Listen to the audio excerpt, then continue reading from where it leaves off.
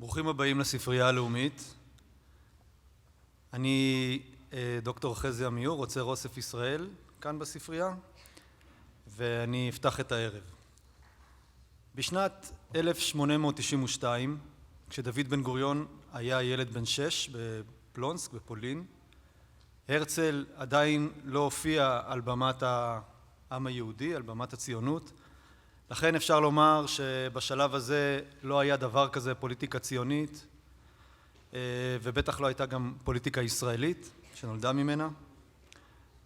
באותה שנה כאן בירושלים נוסד המוסד הלאומי הראשון של העם היהודי, הספרייה הלאומית. הערב הזה עוסק במדינאות ציונית, מדינאות ישראלית. איך להגשים את החזון הציוני. הציונות צמחה כתנועה לאומית שיעדה היה הקמת מדינה יהודית בארץ ישראל, אבל עוד לפני כן זו הייתה תנועת תחייה לאומית שנועדה להחיות את כל ממדי חייו של העם היהודי, ובראשם השפה העברית והתרבות העברית והחברה היהודית. אם כך, כבר 127 שנים פועלת הספרייה הלאומית במסגרת הממד הזה של הציונות, שימור והנחלה של המורשת היהודית והתרבות העברית החדשה, בדרך כמובן אל התרבות הישראלית העשירה של ימינו, מעבר לתרבות יהודית ועברית בלבד. בשנים האחרונות הספרייה עוברת תהליך התחדשות, שבמסגרתו אנחנו נפתחים לקהלים חדשים ורחבים, והערב הזה בין השאר הוא אחת הדרכים שלנו, אירועי תרבות מהסוג הזה, להגיע לקהלים חדשים. מנהיגים ציונים ראו תמיד בספרייה הלאומית מוסד מרכזי של התחייה הלאומית. זה מתחיל מהרצל, שביקר בספרייה הלאומית במסע שלו לארץ ישראל בסוף המאה ה-19. אחרי זה הרצל פעל כדי להכניס את הספרייה הלאומית תחת כנפי התנועה הציונית. בניין הספרייה הלאומית על הר הצופים, בניין הקבע השני של הספרייה הלאומית על הר הצופים, נבנה ביוזמת דוד וולפסון, ממשיכו של הרצל, גם נקרא בית דוד וולפסון, זה מהעיזבון שלו נבנה. הנשיא הראשון של מדינת ישראל, חיים ויצמן, פעל כבר בשנת 1913 למען הספרייה הלאומית, להשאיר את האוספים שלה כבסיס לאוניברסיטה העברית שתקום סביבה. למשל, אוסף גולדצייר, שהוא הבסיס לאוספי האסלאם שלנו, ויצמן היה בין האנשים שדאגו להביא אותו הנה. אחרי השואה גם ויצמן היה האיש שעמד בראש הדרישה לקבוע את הספרייה הלאומית כמייצג הבלעדי של העם היהודי, שצריך לקלוט את הספריות השדודות של יהודי אירופה. הנוכחות של מנהיגים פוליטיים באוספים שלנו של הספרייה הלאומית היא פחות מורגשת בממדים הרגילים של הפוליטיקה הישראלית, בין השאר הממדים שבהם עוסק הספר שעליו אנחנו מדברים היום. זה לא המובן השגרתי הרגיל של עשייה מדינית או עשייה פוליטית. אנחנו מציעים מבט מרענן, מיוחד יותר, מעניין יותר, ואלה הקשרים התרבותיים של המנהיגים הפוליטיים עם אנשי רוח בארץ ובעולם היהודי, שהאוספים שלנו כוללים את הארכיונים שלהם. למה זאת זווית לא שגרתית לבחון מנהיגות? קודם כל כי אלה לא אנשים שאנחנו בדרך כלל שומעים על הקשרים שלהם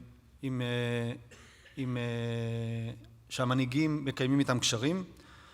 דבר שני, כשכבר הם מדברים, הנושאים שבהם הם עוסקים הם הרבה יותר מעמיקים, קיום העם היהודי, קיום המדינה לטווח ארוך, ובסופו של דבר, חוץ מזה, גם השפה והסגנון שבהם מדברים מנהיגים פוליטיים ואנשי רוח, מחויבים יותר לעבר, לעתיד, פחות להווה של כותרות העיתונים.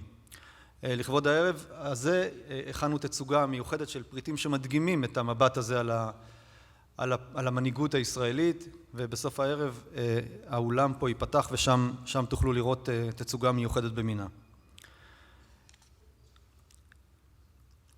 אז לפני 100 שנה, לאחר מלחמת העולם הראשונה, נשיא התנועה הציונית חיים ויצמן השתתף בהקמה של אגודת ידידי הספרייה הירושלמית, אגודה של חוץ לארץ, שאז היה גרמניה. היום דיוויד מקובסקי הוא יושב ראש משותף יחד עם ג'ק לו של NLI USA, אגודת הידידים של הספרייה הלאומית בארצות הברית. בספרו החדש של מר מקובסקי על מנהיגות ישראלית יחד עם מר דניס רוס נדון הערב. הספר יצא לאור בהמשך השנה גם בעברית, בהוצאת ידיעות אחרונות, בתרגומו של רמי טל. Now I'm pleased to invite to the stage Mr. David Horovitz, our moderator this evening. David Horovitz is the founding editor of the Times of Israel, the fastest growing current affairs website in the Jewish world, which over 5 million monthly users. The Times of Israel, which provide independent coverage of Israel, the region and the Jewish world, also published in French, Arabic and Persian, and recently launched its Hebrew site, Zman Israel. David, please. Good evening, everybody. Thank you all for coming. I'm going to do this bit from here because I want to introduce our two guests, and their bios are so rich that it's going to take me a little time to get through. I have to say this is the most beautiful backdrop against which I have ever moderated anything. So we'll be discussing Ambassador Ross and Mr. Makovsky's new book on our four powerhouse Israeli prime ministers. I have a list of far too many questions for them, and when I'm done, we'll also take questions from the audience. So let me first introduce our guests. Ambassador Dennis Ross is Counselor and William Davidson Distinguished Fellow at the Washington Institute for Near East Policy, also a professor at Georgetown University, teaching courses on US policy, statecraft, and the Middle East. For more than 12 years, Ambassador Ross played a leading role in shaping US involvement in the Middle East peace process, dealing directly with the parties as the US point man on the peace process in both the George H.W. Bush and Bill Clinton administrations. He served 3 years in the Obama administration, 2.5 as special assistant to President Obama, responsible for the broader Middle East. Prior to his service as special Middle East coordinator under President Clinton, Ambassador Ross served as director of the State Department's policy planning staff in the first Bush administration.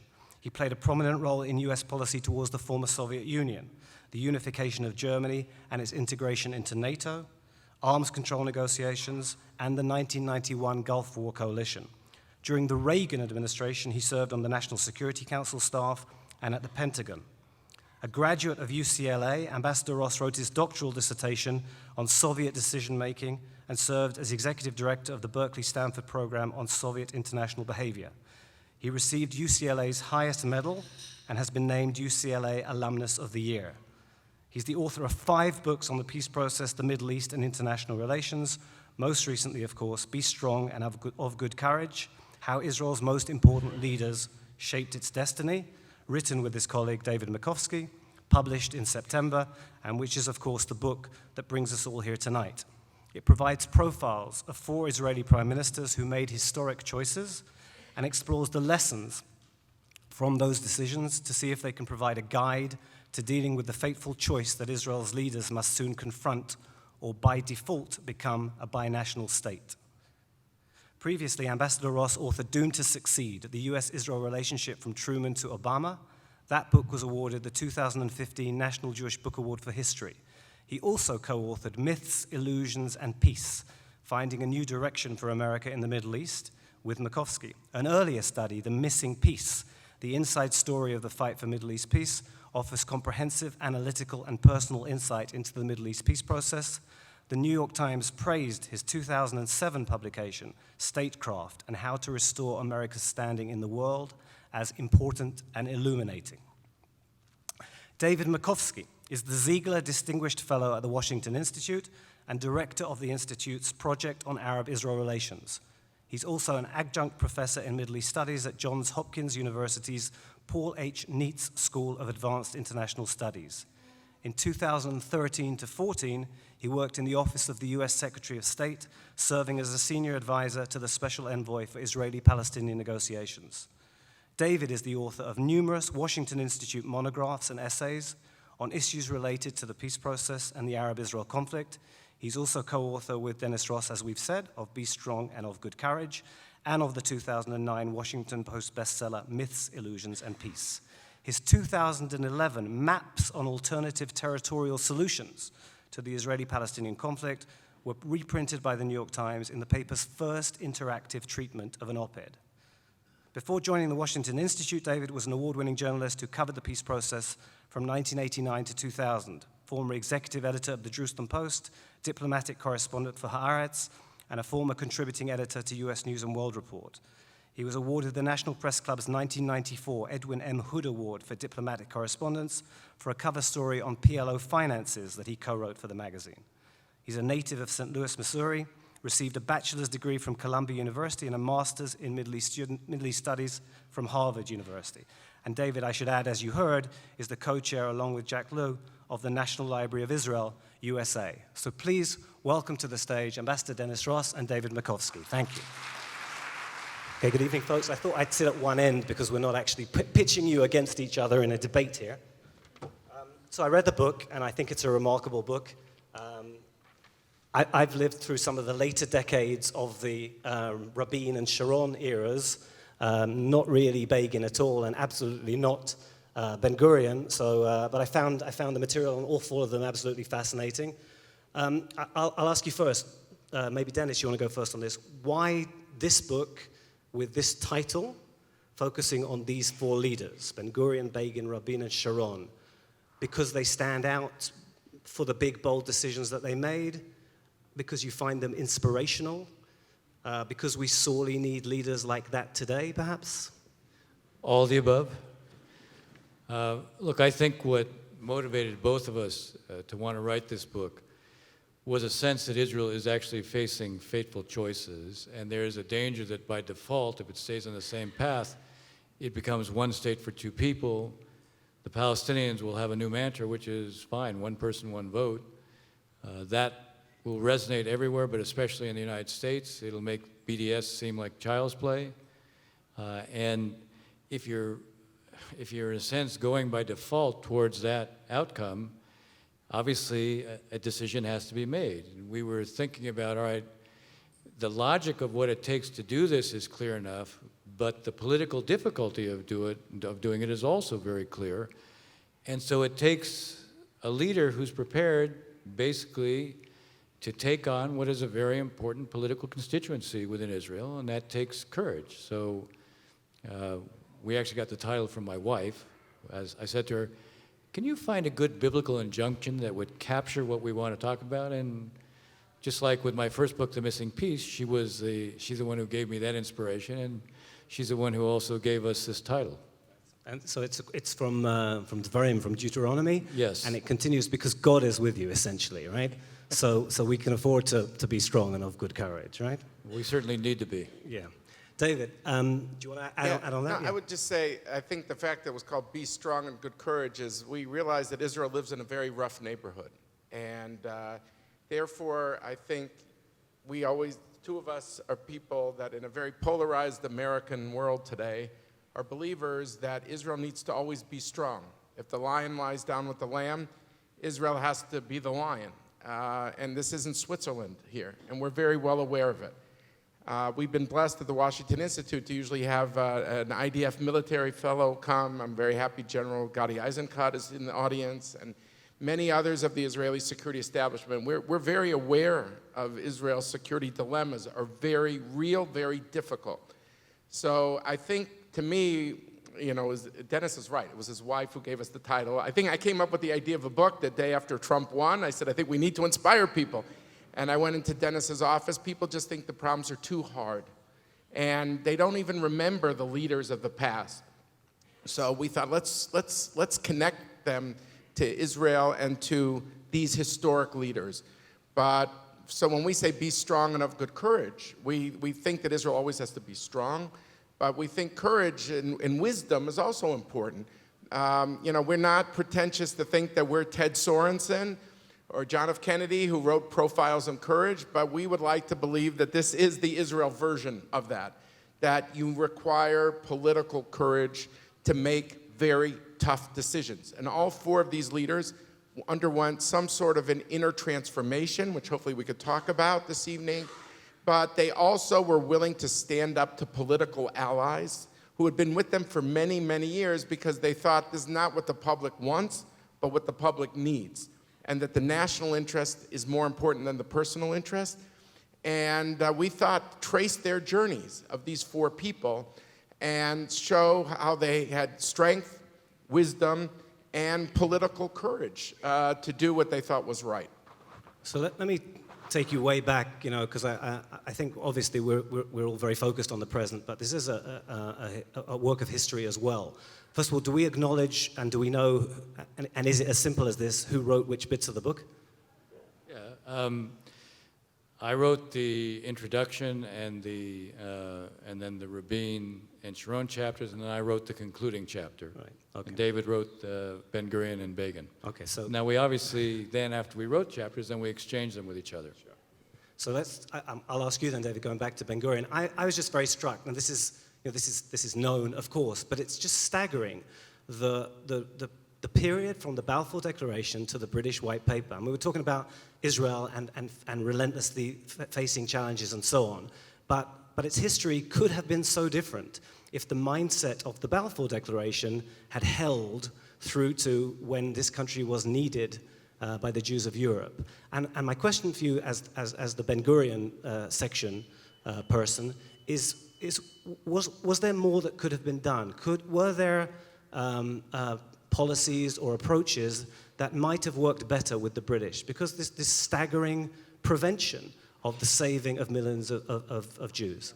Yeah, look, that is the key. I mean, look, I was captivated by this period. I had spent much of my professional life was first as a journalist and the policy think tank world in the last 20 years on the more recent decade. So I really very badly wanted to write about Ben Gurion and Begin. The declassification of U.S. documents is staggering. The Israeli declassification of documents, even Mossad memos of Dayan Tohami, secret meetings, it's all out there now. And if you read Hebrew, everything is open to you.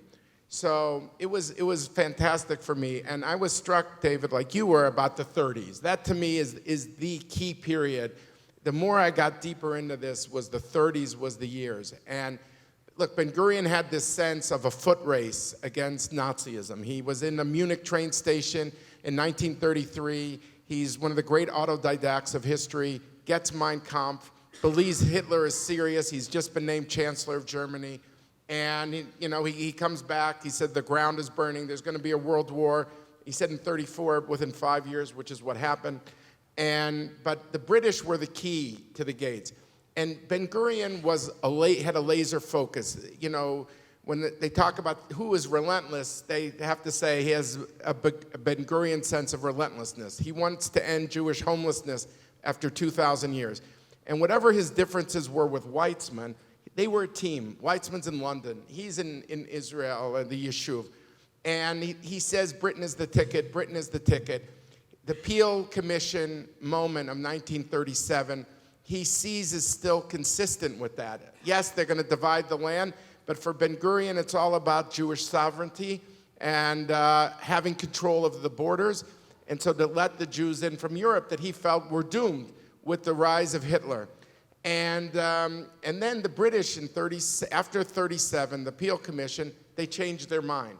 They don't like the Peel Commission anymore. They came up with something called the Woodhead Commission, which turns out was published the night of Kristallnacht in November 1938. And they said, basically, they were influenced by the fact that they needed the Arab world, that war was coming. And they repudiated Peel. And that to him, it was always about Aliyah for Ben Gurion. Everything was about Aliyah. That was the oxygen of Zionism. How do you be a Jewish state, a democratic state, if the Jews are not the majority? You have to have a majority of Jews. That means you need Olim. He breaks from Judah Magnus. Magnus said, well, we could have a cap on Aliyah. And that was something he just could not countenance. He could countenance almost anything, Ben Gurion, not that. Once the British, with the Woodhead Commission, which is later codified in the White Paper of 1939, once Woodhead basically says, we just got to phase out Zionism, the Zionist immigration. You get 5 years, 15,000 people, so it's a total of 75,000. You get that for 5 years, and then it's over. No more Zionist immigration. You have to ask permission of the Arabs if you want to let anyone else in. At that point, Ben Gurion, who always saw the difference between, as you would say in Hebrew, ikar and tafel, what's important and what's secondary, he says, we have to basically have a divorce from the British, and he sets up shop in America. He said, America's a wide open country.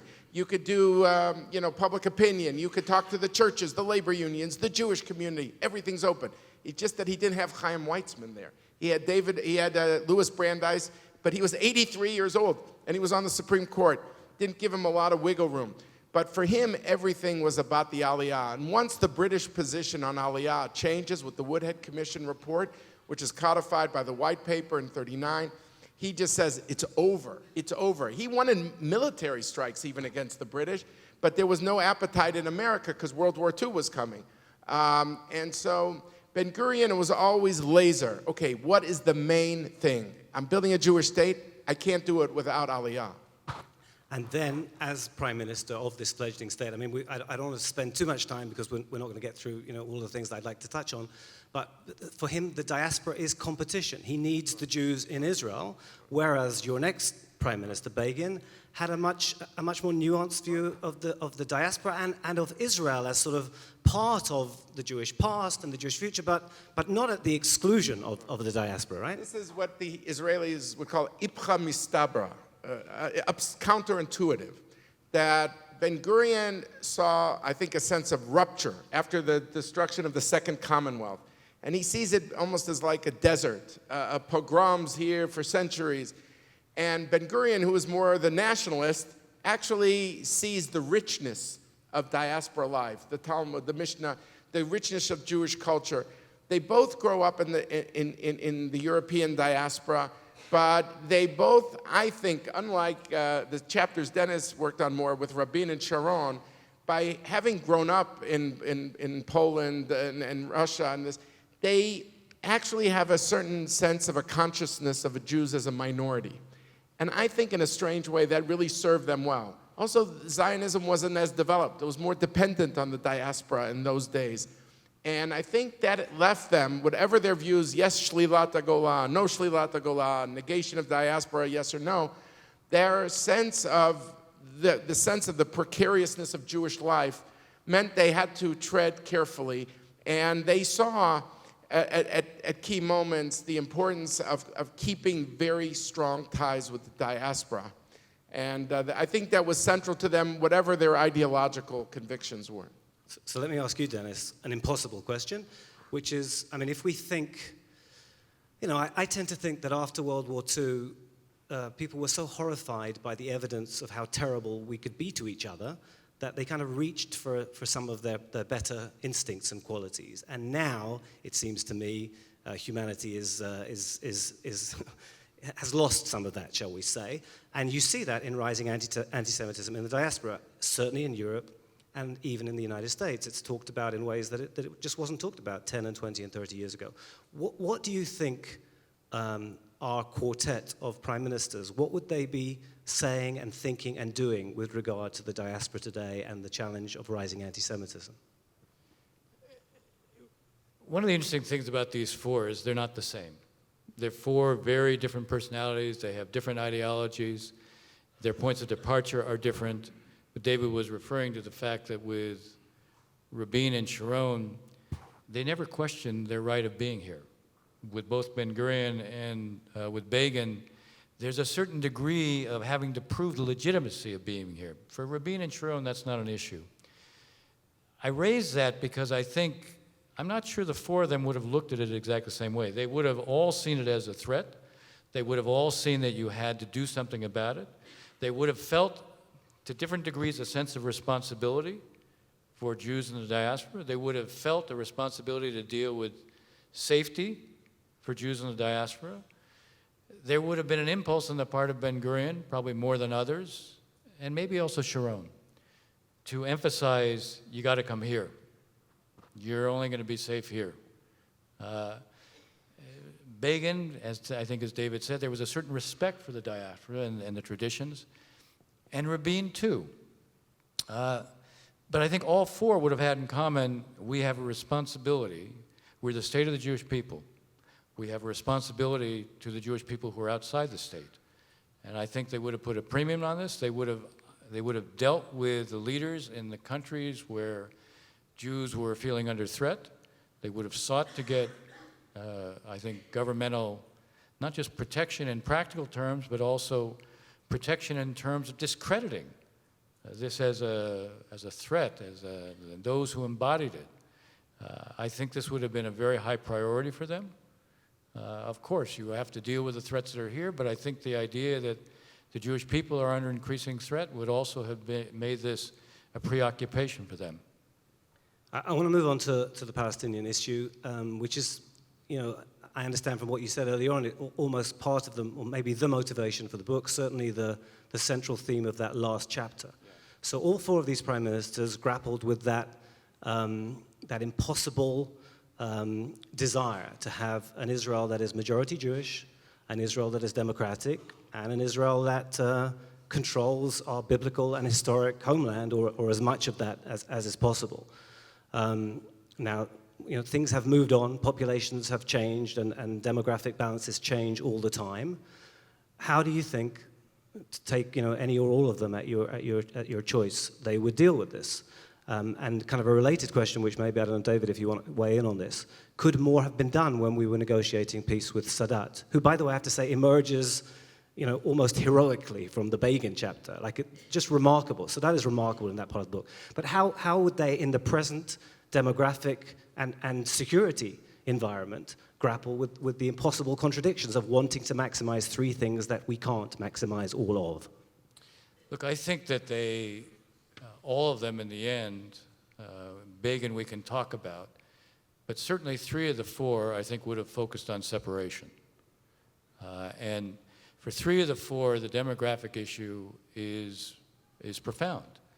I mean, Ben-Gurion says after the War of Independence, we could have taken the land to the Jordan River, but then we would have been a minority. We preferred to be a majority in a smaller country. You have Sharon quoting that.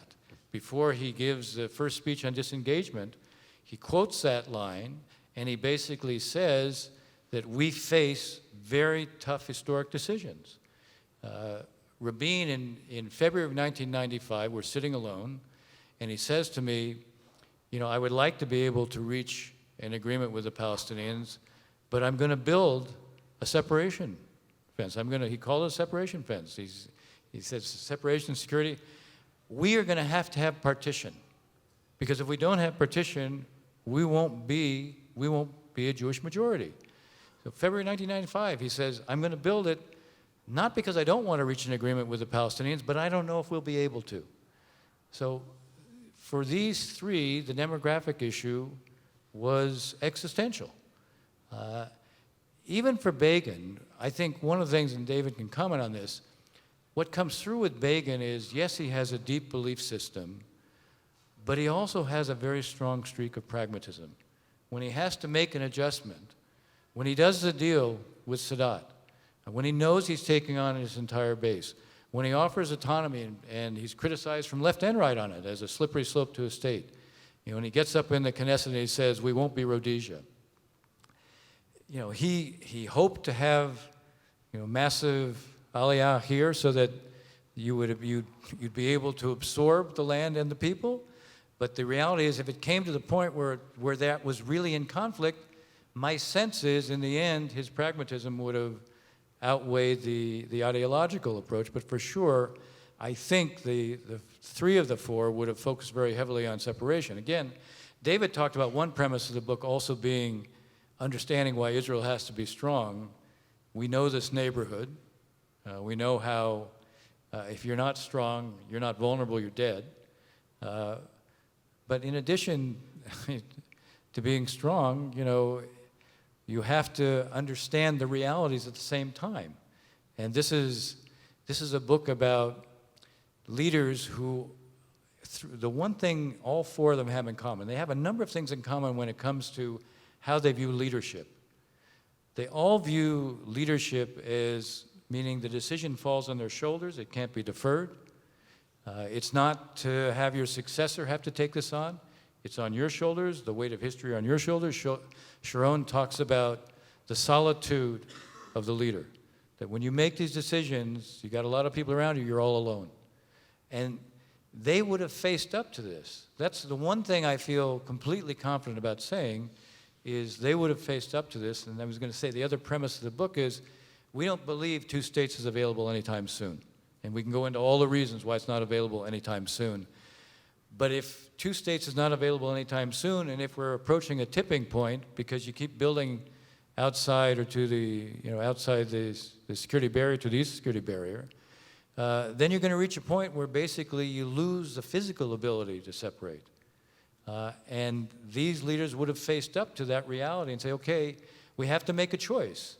And I think you can comment on this, but I think Begin would have also made that choice. Look, some of you know I'm a crazy baseball fan, so it won't surprise you. Usually when I'm in the Middle East, I try to use non-baseball, but I think there's enough Anglos in this audience. Well, some Anglos don't know anything at all about baseball. Some Anglos don't know anything about baseball. So I say you might not be able to hit the home run, but you should hit a single. If you can't run the marathon, to put it in non-baseball terms, run the 5K race. And what I think makes Dennis and I sometimes, I feel, lonely figures in America is that we're gradualists. We don't think that you could solve this problem overnight. But Dennis was saying about Begin, it's true that maybe in Begin's life he didn't get as many compliments as he's gotten since his passing, but he really was a real Democrat with a small d. He was a believer in civil liberties. And I went through, hundreds and hundreds of pages in Hebrew of the cabinet meetings after the Six-Day War, within a week. It all starts with a very innocent question. McGeorge Bundy is in, Abba Eban is in New York. He's going to be meeting with McGeorge Bundy at the UN or something, who is LBJ's, one of his top advisors. He wants to know what we're going to do with the territories we just won. Small question. And there were 4 huge sessions. I could not put this stuff down. I think for this audience, if they would read these 4 sessions of the Israeli cabinet, we tried to incorporate it in the Begin chapter, even though we focused more on his, since he came to office, but we're trying to talk about his background. Begin, as you know, was in the cabinet in '67 as in part of the national emergency. And Begin, in some ways, was a 19th century liberal in the 20th century, European liberal. And he said, look, like Bismarck won Alsace-Lorraine in 1871, he gave the French citizenship within 5 years. I happened to run into Yehuda Ben Meir today at INSS, and I wanted to tell him that he was quoted in the cabinet transcripts in 1967. That Begin said, there's this young guy who just came out of Columbia named Yehuda Ben Meir, and he says that in America it's 5 years for citizenship. Well, maybe with what he called RVA Eretz Yisrael, the Arabs of the land of Israel that just have now are under Israel, we can stretch it to 7 years. But we're going to have to give them citizenship. This is what he says to the cabinet in '67. And the splits with Eshkol and Moshe Kol and Chaim Moshe Shapiro and all these, there was a whole faction. At one point, Eshkol says, I don't want the land, I don't want the people. And Begin was taking the opposite view. And they basically decide not to decide. And that's kind of the policy today. But this has gone on for over 50 years. But Begin really believed that you had to give the Palestinians the vote, which no prime minister to Begin's left or to his right has ever said since. And I interviewed Aaron Barak, who's now, we interviewed him in Herzliya, and he was Begin's attorney general. And he said, let's give them the vote, and let's give them the right to buy land in Israel. And it was Aaron Barak, who people in Israel always accuse as being more on the left, who tried to talk Menachem Begin out of giving Palestinians the vote and the right to buy land. But Begin really, this was in he really believed in the civil liberties, that Zionism and civil liberties were compatible. And, but he was, as Dennis said, he was a pragmatist. He had lines he would not cross. And, but he had to stand up for things. And at the big Knesset session, there were 2 big Knesset sessions. One when he presented his autonomy plan, where he said that thing about Rhodesia. And there was one when the Camp David Accords was passed. And he said, look, I hope with this treaty that we have done here, that we could end the wars every few years. And Begin was right. And this peace treaty, sometimes we don't look back. But what Menachem Begin achieved, in my view, this peace treaty withstood the assassination of Anwar Sadat. It withstood 2 intifadas. It withstood 2 wars in Lebanon. It even withstood the rise of the Muslim Brotherhood to power in Egypt. And without hardly any shot being fired in all these years. And I think Begin had that sense of vision that if you make a deal with Egypt, you can get them out of the war coalition, and without Egypt in the war coalition, Syria cannot fight Israel alone. So I think that was really important. And Begin also understood that Sadat could return to the rejectionist camp if there was no deal. And he said to people also, him and Carter had some very famous fights, but he thought that U.S.-Israel relations would be hurt if he didn't have the peace. And he stood behind the peace treaty, throughout. And he stood up to his allies, but he believed in it. But it's not fair to make Begin, he was under a lot of pressure. It's not true. I mean, he was under pressure on the things he believed in. He didn't cross those lines. But when he thought that the national interest was at stake and Israel could avoid a war, he did it. And thank God that he did it. And I'll just say one last sentence. I think the GDP of Israel in the 70s, the military expenditures, if you look at how much of it went to servicing the debt and the military budget, and we have people like Amos Gilad and other people in the audience who deal with this stuff, was in the 40 plus percent of the budget went to the military. Today, you could ask Amos or Gadi, I believe it's 4, 5, 6%, depends how you count. That today in percentage terms is over 100 billion with a B a year that Israel could give to universities like this one, Hebrew U, or any other university, or clinics, or schools, or roads, quality of life, that you have a middle-class life. And that's because of peace. So you could say it's a cold peace, they don't come here, we don't go to the pyramids, but the lack of war that was going on, 48, 56, 67, 73, that period ended, and Israel's been able to redirect its resources to improving the quality of life. And thank God Israelis haven't died in the battlefields with Egypt ever since. You've talked about some of the climate in which these four prime ministers were operating, always a very divided Israel.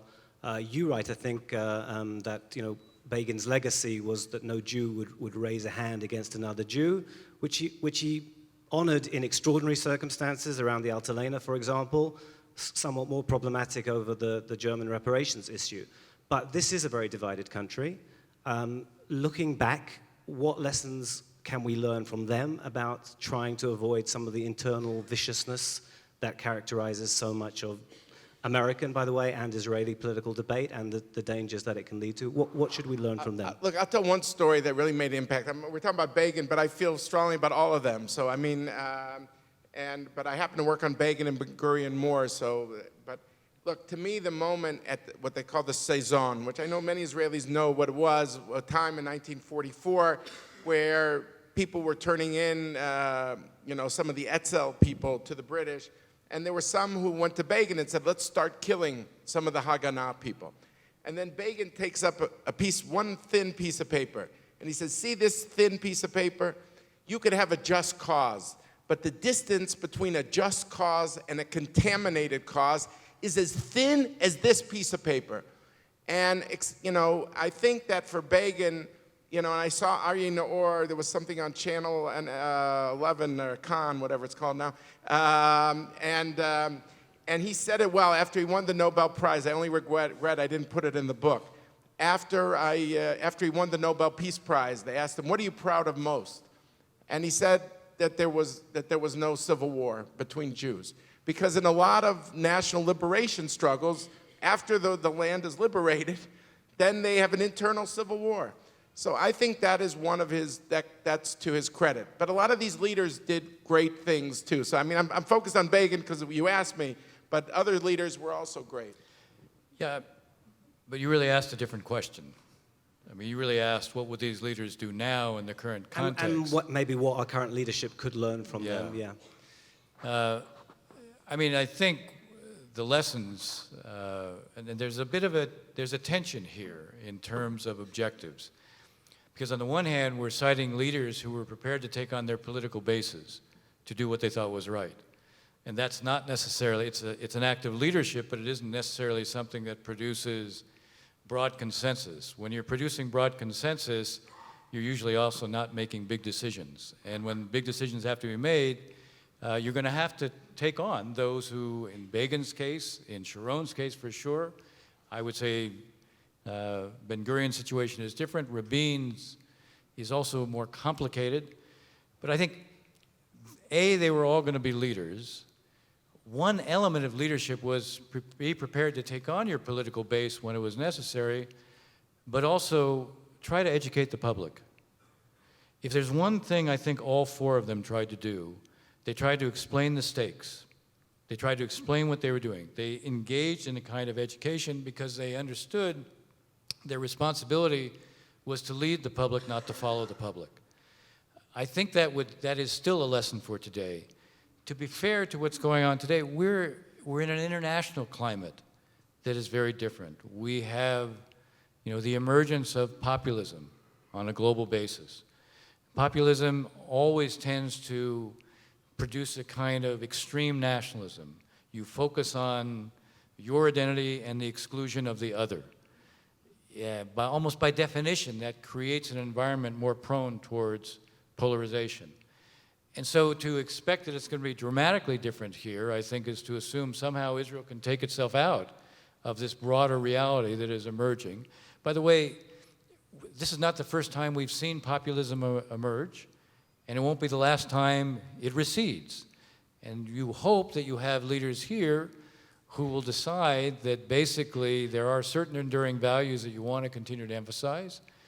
Among others, the rule of law is pretty important. I would say the separation of powers is also pretty important. So you would hope you have leaders who continue to believe in that. I know I'm subtle when I say that. I promise you I'm going to try and draw you out and make you less subtle in a minute. I just want to ask you an awful question, because it would be a failure not to ask you, because you were around and you were working. Did the assassination of Yitzhak Rabin change the course of Israeli history, end what would otherwise have been a viable peace process? Was that process doomed anyway by Arafat's intransigence? What's your sense? I have to say I've wrestled with this one over the years. And I'll give you two different kinds of dimensions as I see them. On the one hand, 6 months before Rabin was assassinated, I was sitting together with him on a Shabbat afternoon in his apartment in Ravashi. And we would, when I was here negotiating on Saturday afternoons, he liked to get together at his place just to have a more strategic discussion. But out of the blue, he says to me, who do you think is going to determine the next Israeli election? And I tried to prove to him how smart I was about Israeli politics, so I go, Ari Deri. And he says, no. So he says, guess again. I go, no, I'm not going to play this game. You tell me. He says, Hamas. 2 Hamas bombs and Bibi Netanyahu will be the prime minister. Now, my last meeting with Rabin, a couple days before the assassination, I talked mostly about Assad with him, but then before I left, he knew I was going down to see Arafat in Gaza, and he said, look, I want you to raise the Hamas infrastructure with him. This is after the interim agreement, and this is probably the high point of his relationship with Arafat. He was saying to me at the time, at least Arafat does things that are hard to do, saying Assad doesn't. He says, I know we have to give up more than they do, but I have to see they're prepared to do things that are hard. It can't only be us who are doing things that are hard. So a couple days before the assassination, he's asking me to go talk to Arafat about the Hamas infrastructure. And I said to him, well, give me the specifics. If I go and say, you got to deal with the Hamas infrastructure, he'll say yes, and it means nothing. Give me the specifics so I can go through what he has to address. And then Rabin thought about it for a minute, and he said, you know what, let us do it first. Now, I raise those two examples because a lot of what did the process in was Hamas bombs. And here was Rabin, in effect, saying, this is not a process that ultimately is going to be successful if we have to contend with that as well. Now, having said that, I'll say the other. It is true, with all of Arafat's failings, and I came to the conviction that Arafat was incapable of ending the conflict. The 3 words that made what we presented in the Clinton parameters unacceptable to him were end the conflict, end the claims, end the grievance. For him, that required too much personal redefinition. he could do limited agreements. He could continue to work on, a kind of broad cooperation. But he was never the kind of guy who could foreclose options, and he couldn't redefine himself that way. He did deeply respect Rabin. He was crushed when Rabin was assassinated. He admired people like Amhan Shahak. He used to say to me about Shahak that he doesn't exaggerate. And what he meant by that was, if he says Israel needs this for security, he's saying it not because he's trying to take advantage of us, he's saying it because he believes it. He always wanted to be respected by the Israeli generals. He used to say to me repeatedly, he was the only undefeated general in the Middle East. I mean, one time he said it one too many times to me in a meeting that wasn't going well anyway. And I said to him, I guess Black September and Beirut were great victories. And without missing a beat, he goes, yes, strategic retreat. So he really, the truth is, that somehow, if what it took to gain the respect and acknowledgement of Israeli generals, he had to go beyond what was his natural instinct, maybe there was a possibility. And with Rabin, there's no question in my mind that he looked at Rabin in a way that he, in a lot of ways, he wanted to measure up to Rabin. That's the easiest way I can put it. And there were times, I know, that Rabin would go to him and ask him, say, look, you're going to have to cut me some slack on this. And he would do it, especially on settlements. He would do it. Interesting enough, he would never complain about settlements. All the guys around him would, but he wouldn't. And some, it was because Rabin had said to him, you're going to have to cut me some slack on that. Now, was that enough to be able to produce an outcome? My gut tells me no. My take on is very much about Arafat, that he was a revolutionary who could not live without a revolution. To end the conflict meant to now become in charge of day-to-day life in the state of Palestine, and that was not his suit. To defer issues, he was excellent. He was flexible. But to concede versus defer was a whole different kettle of fish. Dennis and I clearly, when you read the book, clearly have a high respect for Rabin and his sense of intellectual honesty. And that, I think, will come through. And Dennis dealt with him as a negotiator. I was a journalist, traveled around the world with him. He was a person who, if you asked him the right question, he couldn't lie. He maybe blushed, but he couldn't lie. I think he would have he didn't have to deal with Arafat in final status. He was sadly, tragically killed in 1995. Final status was 2000, 5 years after his death. It's easy to look back and saying if Rabin was alive, would it have been different? I don't think so. And I think Rabin would have been the first guy to say it, that this guy cannot end the conflict. I think Arafat defined success differently than we defined it for him. He defined success not by what he achieved, but by what he didn't give away, and that he wasn't the one to compromise on refugees. I had the opportunity to speak in Abu Dhabi for the first time at an Arab conference like the INSS and other think tanks here, and in November. And I said to them in front of a few hundred Arab people like Amr Moussa, who some of you know was the head of the Arab League, Nabil Fahmy and others, and I try to be respectful, but I said, look, the United States, we've tried 3 times to end this conflict. The third time I was in the US government, in the administration, March 17th, 2014, we didn't even get an answer from Abbas. And that tells me he's not capable of ending it, of solving the conflict, because you're gonna have to compromise on refugees. And I don't think he wants in the Arab history book that he compromised on the refugees. Rather it not be solved. And I think it's tragic, but we have to learn from this. So I'm very much a believer that while we're gradualists, we just don't think this could be solved tomorrow.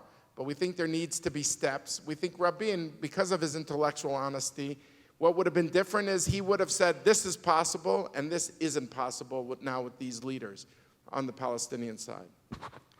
Okay, the final area that I want to ask you about is the elephant in the room, the prime minister not in the book, however you want to define it, right? And I don't know how you want to answer a question about this, but to some extent the book is at least an implied rebuke of Netanyahu. First of all, he's not one of your 4 great prime ministers, but also because of that final chapter where you warn that Israel is heading towards disaster.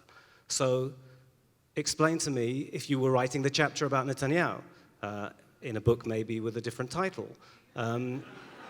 Where would you be faulting him? What would you be urging him to do? And are you suspicious of his motives? Is he not in that great line of anguished patriots trying to do what they must for the well-being of this country? There is a section in the last chapter where one of the things we say is that when you look at what Bibi has done as a prime minister in terms of building the country and in terms of how he's dealt with the Arabs, there you see him acting, I would say, strategically. When he deals with the Palestinians, he acts politically. One of the things, I think that has shaped Bibi was an instinct never to separate himself from his political base. And I think maybe the one time he did it was with Wye River, and then he loses an election afterwards. That confirms in his mind that the one thing he can never do is separate himself from his base. And that separates him from these four. Because in the end, the decisions he makes as it relates to the Palestinians are governed by what his base will permit. He doesn't lead his base on that. I think ironically, when he was prime minister the first time, and I negotiated Hebron with him, and obviously I pretty much negotiated Wye River as well, here's where I think at that time he operated on a premise that was a little different. It was, look, to his base he says, support me because I'll give up less than labor and I'll take a lot longer to do it. I think after Wye River, and then he loses his base. By the way, every Likud minister in that cabinet voted against Wye River. The cabinet voted for it, but based on the non-Likudniks. So I think after that, he makes a basic judgment that he can't politically succeed if he somehow makes a decision against his base. So my sense of him as prime minister is wherever he can do things that doesn't challenge his base, he will do it. And because, look, he's gifted in many respects, he's very smart, he's extremely well-read. All of these things reflect that he is a guy with real capability. But when it comes to what is going to affect the fundamental identity of Israel, Israel is threatened by real security dangers. And I think he recognizes that, he faces up to that. But Israel's identity is also threatened, and that he isn't facing up to. He used to say, you haven't heard him say it recently, he used to say, we won't become a binational state. You haven't heard him say it in a long time. And I think, that basically he prefers not to deal with it. The thrust of the final chapter is to say, if you don't deal with it, you're making a decision. One of the things we say in the book is, non-decisions are decisions. And these four leaders, it's not that every decision they made was right, but these four leaders understood if they're a leader, they have to make a decision. And they understood what was important, they looked around the bend, they had a sense of where things were headed, and they decided, we will assume the responsibility to do this. I like to tell the story about all of them felt that responsibility meant not only you made decisions, but you bore the consequences of your decisions. With Entebbe, Rabin, when the commandos were in the airplane on their way, he wrote two statements. One explaining the success, the other one announcing his resignation. This was, these four, and you see with all four of them, they had a profound sense of responsibility, and they always put the country first. That's what comes through. I think in Bibi's case, when it comes to the Palestinians, I think it's more the political base that governs what he does. Well, I know from one of Netanyahu's top confidants who said after Wye River, never be without your base. This was drilled into him. I think this is seared into him, and it shaped his life in many ways. And you're not talking to two people here who are Bibi haters. And both of us are on the campuses a lot in America. And we also talk about the good things he's done and the real threats that Israel faces on its borders. Hamas is not a figment of Israel's imagination. Hezbollah is not a figment of Israel's imagination. Iran is not a figment of Israel's imagination. what was the line of Woody Allen? Even paranoid people have real enemies. But I mean, he really, these are real problems. And Dennis and I keep talking about how tangible these problems are. And identity somehow seems very ephemeral. I mean, not tangible. It's abstract. It seems abstract. And so when you have real problems, security problems, you can imagine the abstract things take a back seat. But what we're trying to say, and I know people can say, oh, you guys live in America, it's easier for you to say this, but as some people who sit at the junction of U.S.-Israel relations in Washington, we're very much fearful that it's only a few years from now that the Palestinians throw in the towel and say, forget the state, it's not coming. And the settlements are now over the barrier. There's over 104,000 as of last year. There's never going to be the state. Settlers. 104,000 settlers, excuse me. So forget it. We just want the vote. Now, Israelis here in this audience, you say, crazy? We're never going to give them the vote. It'll never happen. Lo yachol liyot. And it's true. Lo yachol liyot. It won't happen. But in America, the DNA of America is one person, one vote. And I think the concern of Dennis and myself is it's not just about the Democratic Party, and it's true, we both served in Democratic administrations, although Dennis also served in a Republican administration. Political appointee for 2 Republican presidents. Right. But we don't know after Trump what the Republican Party is going to look at.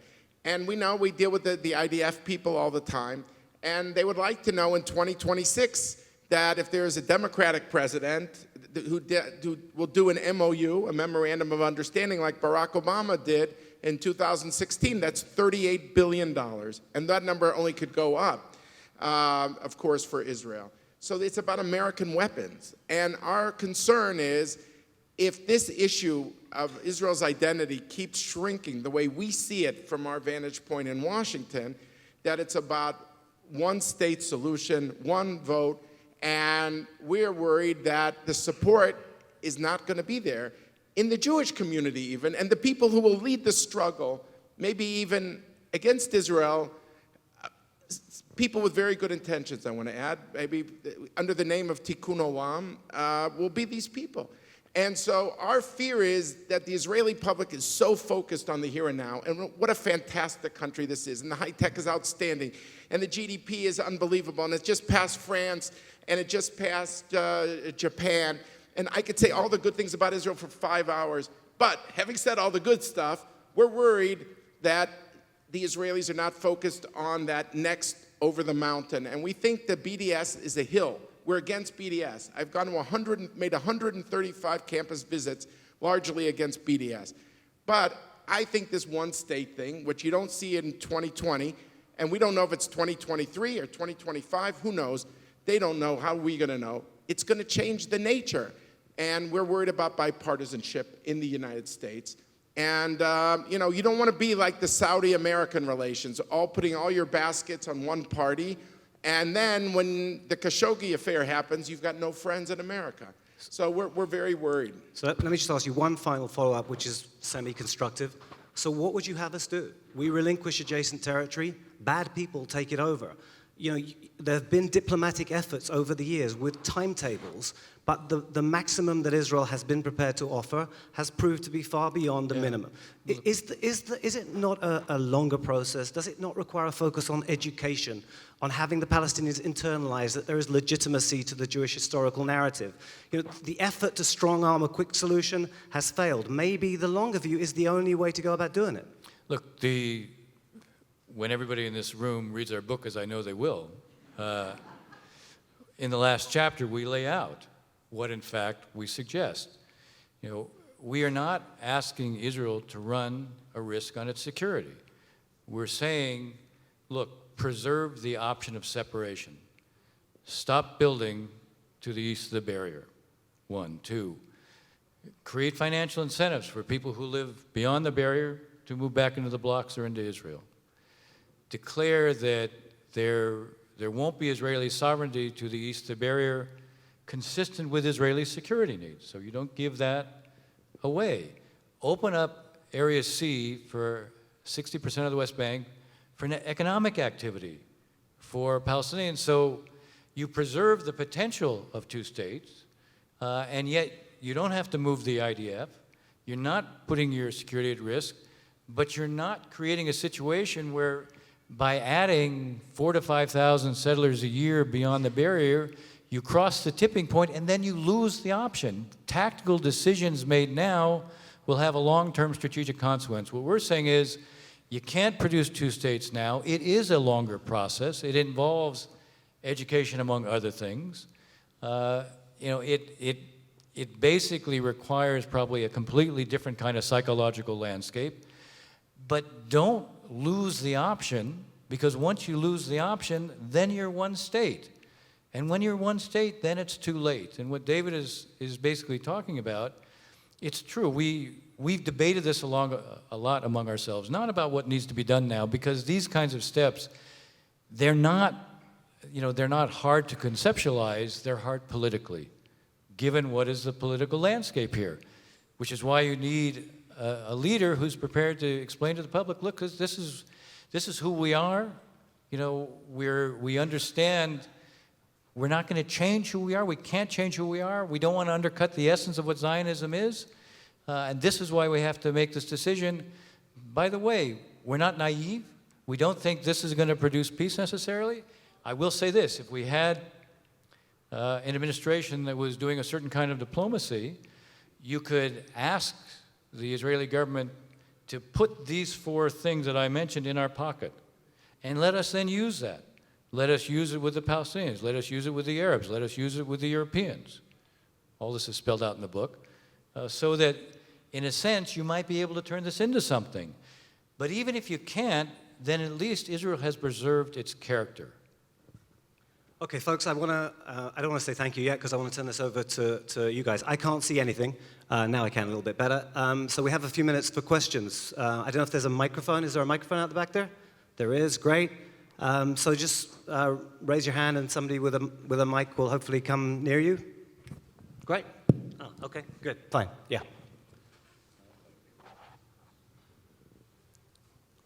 Raise your hand, or, yeah, there's people there. Back left, I think. This question is for Dennis Ross, since you wrote the conclusions you said. You're obviously opposed to a binational state. It's what we have. It doesn't work. You were opposed to a Palestinian state because you think that whoever succeeds Abbas is going to be more militant than what we have now. So you're suggesting that we turn A and B over to Palestinians and C to the Jews. Now, the part that bothers me, or that I don't quite understand, is you then say, give the Palestinians a choice of being Jordanian citizens or Israeli citizens. And I'm afraid that if you give them the choice of being Jordanian citizens, Jordan's not going to accept it. And if you give them Israeli citizenships, we're back to a binational state. We don't say Well, that. we didn't say that. Oh, okay, then I didn't understand. Would you clarify? Yeah, what I said was open up Area C for Palestinian economic activity. I said nothing about having them assume Israeli citizenship or Jordanian citizenship. Look, I will say this.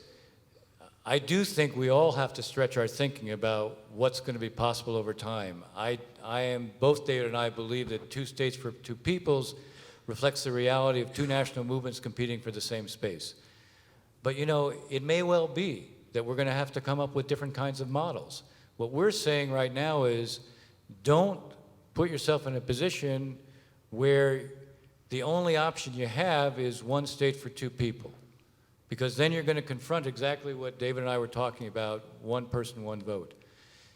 Preserve the option of two states, preserve the option of what may be some kind of confederation.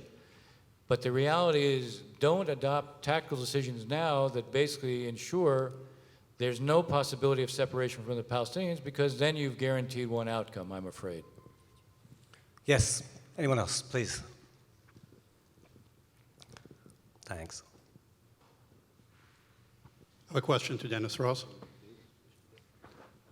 Sir, given that when you served in the Obama administration, I believe you were dealing with the Iran portfolio for a while, and given the situation that we're so attentively following, realizing that probably Iranian nuclear program is one singular realistic threat that keeps us up at night more so than anything else, and assuming that basically short of military action or regime change, what do you think would a non-military, less drastic diplomatic process could look like that would curtail Iranian program through a peaceful process?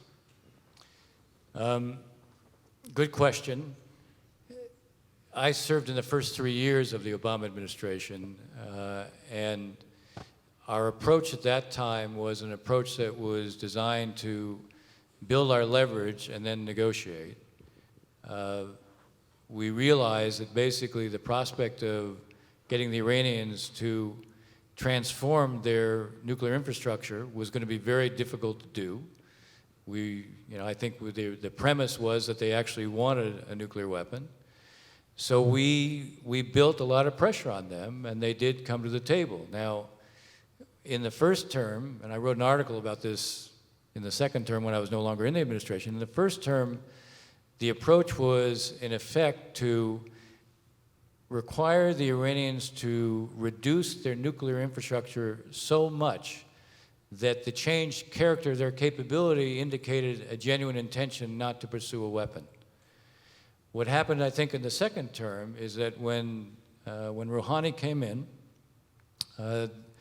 and there were discussions that began in a back channel, the administration, the people in the administration came to the conclusion that you couldn't achieve what we had thought would be our main objective, the main goal in the first term, and that while you couldn't get the kind of reduction that we had thought, we were prepared to live with them at the very end, giving them a kind of very small research reactor capability for enriching, but nothing beyond that. I think they came in the second term, they came to the conclusion you couldn't achieve that, but you could achieve an agreement where verification and transparency would be sufficient that you would have clear warning if they violated the agreement. I have to say I was not a fan of the Jcpoa, mainly because my concern about it was that in the year 2030, the Iranians were allowed to have as large a nuclear infrastructure as they wanted with no limitations. I still believe that if we had used the pressure we had, that we could have done better. Nobody can prove that. I will say this, the best chance of affecting the Iranians is to affect them by isolating them. They don't want to see themselves being treated like North Korea. They see themselves as very different. They see themselves as the heir to this extraordinary cultural heritage. They have a self-image that is completely different.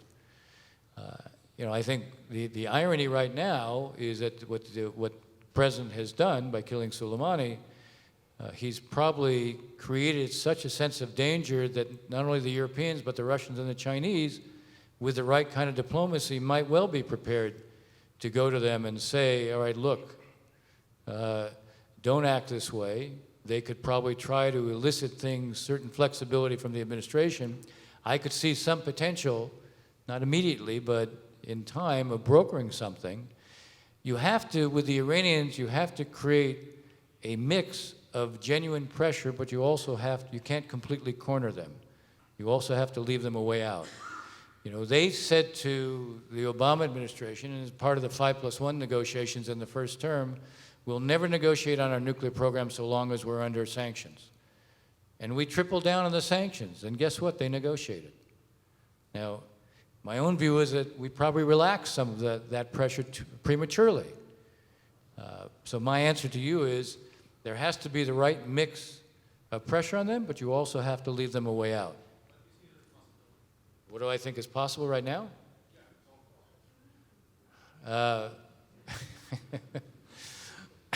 Right now, I'm worried. Look, in the end of the day, I do think it's possible at some point I think it's possible at some point to get them to not to give up enrichment, not to go to zero enrichment. I think it is possible to get them to extend the sunset limits, not to make them in perpetuity, but instead of 2030, maybe make them 2045. I think it's possible to get understandings with them on real red lines of the kinds of weapons they will not introduce into Syria. I think there's a possibility to ensure no precision-guided capabilities, no advanced surface-to-air missiles. I can see limitations on any kind of surface-to-surface capabilities. Now, they're going to ask something in return. You know, one of the things, when the Obama administration lifted the sanctions, they lifted only the nuclear-related sanctions.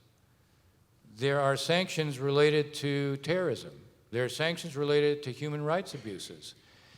The reality of those sanctions basically created a chilling effect on businesses being willing to go in and invest. You had the extraordinary imagery of the Secretary of State traveling around Europe, encouraging European businesses to go invest in Iran.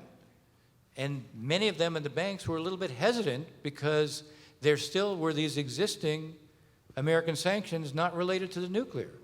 So you can see a circumstance where the Iranians will say, okay, you want more, you have to give more. And the challenge will be, all right, how do you deal with what were legislatively mandated sanctions? There are creative ways to do that. You can carve out certain areas, certain spheres of the economy, I would say, certain kinds of products that could be put into a special purpose vehicle. It's not impossible to conceive of what could be an outcome. The problem is, right now, the ability to negotiate something, I think, is pretty limited. But even what I was suggesting to you is, when there's a danger that everybody sees, that also creates a lever. The last thing that Putin wants is to see the U.S. exercising power in the Middle East. You know, his great advance is that he's in Syria, he's in Libya.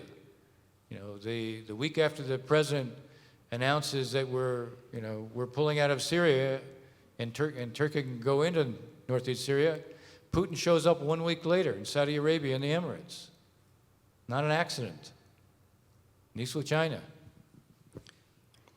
Yeah, let's do something on the other side in the cause of equality between the blocks, the unequal blocks. Hi, I'm Meshulam Unger. I'm a gap year student here.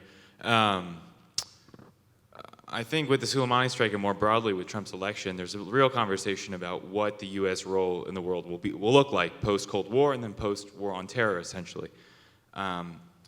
So could you, and this will be even more brought out in the 2020 election, especially on the Democratic side, can you talk about what you think the parameters of U.S. foreign policy in the next era will look like in the Middle East and how it should be? All right, I'll start. That is going on. Look, being in Abu Dhabi, I certainly felt that there was a sense that America was retreating from the Middle East. And every time I come to Israel, I hear people saying, America, what's America today? America is retreating. And in the case of the Gulf, there's a fear, Meshulam, that if Americans are not getting killed, the president doesn't really care. And they're on their own. That's how the Gulf Arabs fear. That's how they think. And they've tried to recalibrate their foreign policy to be sounding that they are not leading the rhetorical charge against Iran because they fear that if they'll turn around, America's not behind them. So there's been a recalibration, at least rhetorically. It doesn't mean they're jumping in the Iranian camp at all. They're not. But they have this fear. The truth is, if you look both at President Trump and President Obama, there has been more consistency, rhetorically very different. And the Soleimani thing, you could say, of course, is different, and that's not a small thing. But they both believe America is overextended in the Middle East. Both Obama and Trump, either they read the polls or they help create the polls, or it's a combination of both, have believed that America's interests are more in Asia, that there is the fracking, the oil, the U.S. is becoming more energy independent. Of course, as a superpower, you have to keep all the lanes open at the Straits of Hormuz, because if anybody can't get oil in China, you know, if China's in a recession, America's in a recession in a globalized world.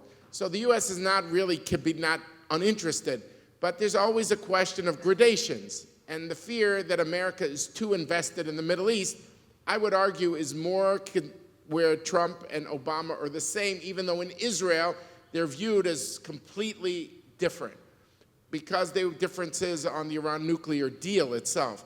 But they both really believe America is overextended.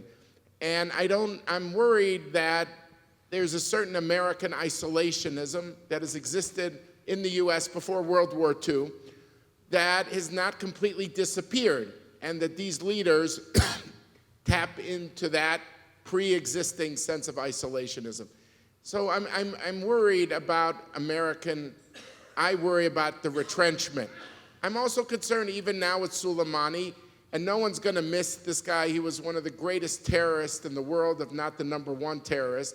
But I'm worried that the Iranian response is, let's use our political leverage in Iraq to force politically, we're seeing this with the Iraqi parliament, to push America out of Iraq, so that the 2020 result will be seen as Trump lost, is being pushed out of the Middle East, and Iran is won. They might have killed Soleimani, but strategically, we're gonna do this in Iraq. We're gonna also break the Jcpoa terms in terms of enrichment. So to frame the election in 2020 in America is that Trump has also lost, not just gained. We don't know yet how this Soleimani thing plays out. Like I said, no one is going to cry for Soleimani. But I think Iran is very clever, very savvy, and they want America to pay a price, not just on a pigua, an attack, but to strategically be viewed as a retreat. And it could be that Trump, with his base, will say, you know what? That's good. I want to get out of there anyway.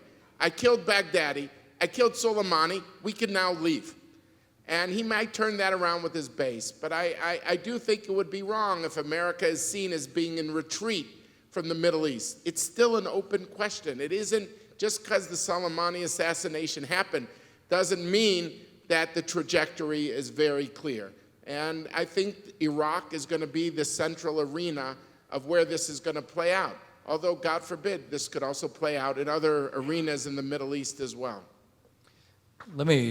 I want to make it a little bit more general than that, because I think the essence of what you're asking is kind of what's the direction of America in the world, not only in the Middle East. And I think what you're seeing in Trump does reflect a strain of historic isolationism. There was one element of it was belligerent isolationism, which was really kind of belligerent unilateralism. You don't believe in alliances because they imply or require obligation.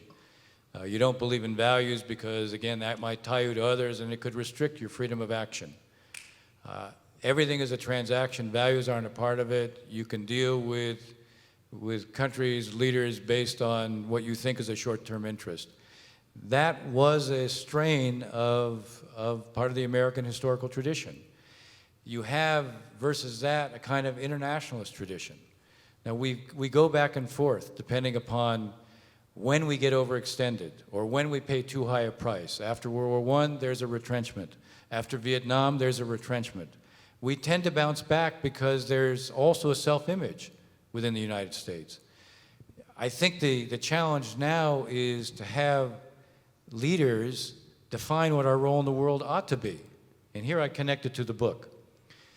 What we saw with these four leaders who were very different in terms of, as I said earlier, ideology, personal inclination, what we saw with them was a common understanding of what was required as a leader. And one element of that was leading your public and educating your public.